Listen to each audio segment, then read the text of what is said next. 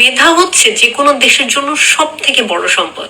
এই খনিজ সম্পদ বলেন, তেল সম্পদ বলেন, ইনফ্রাস্ট্রাকচারাল ডেভেলপমেন্ট বলেন, একটা দেশে যদি মেধা থাকে তার আসলে কোনো খনিজ সম্পদের প্রয়োজন হয় না। মুক্তিযোদ্ধাদের অবদানের কথা অস্বীকার করলে আসলে আপনি বাংলাদেশী না, ওইটা ভিন্ন কথা। কিন্তু এটা কি কোনো গ্যারান্টি কেউ দিতে পারে যে প্রত্যেকটা মুক্তিযোদ্ধার পরিবারের প্রত্যেকটা মানুষই সুশিক্ষায় শিক্ষিত, প্রত্যেকেই মেধাবী, প্রত্যেকেই যোগ্যতা সম্পন্ন? কোটা ভিত্তিক ভাবে যদি আমরা পরীক্ষা দিয়ে ইউনিভার্সিটি গুলোতে টিকে যাই, কোটা ভিত্তিক ভাবে যদি আমরা চাকরি পেয়ে যাই, তাহলে সেটা থেকে আউটপুটটা কি?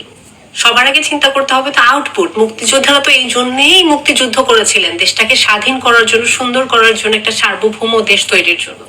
তো সেই দেশে মেধাহীন মানুষ দিয়ে যদি সিস্টেম চালানো হয়, সরকারি পরীক্ষাগুলোর মতো এত বড় পরীক্ষার জায়গাতে যদি এত বড় একটা প্রবলেম আইডেন্টিফাই হয়, এটা নিয়ে কাজ না করলে তো দেশ তার সম্পদ হারাচ্ছে।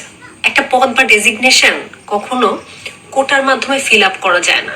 একটা পদ যখন খালি হয়, সেই পদের কিছু খুব ভাইটাল রেসপন্সিবিলিটিস থাকে, সেই পদের উপরে ডিপেন্ড করে আর হাজার হাজার লক্ষ লক্ষ মানুষের অনেক কিছু নির্ভর করে।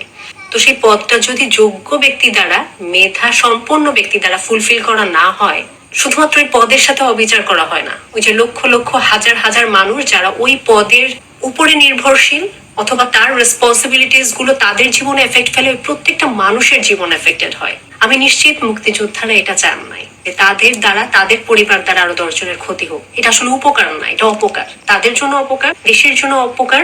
বৃহত্তর স্বার্থে আসলে আমাদের এখন দেশ নিয়ে চিন্তা করা উচিত।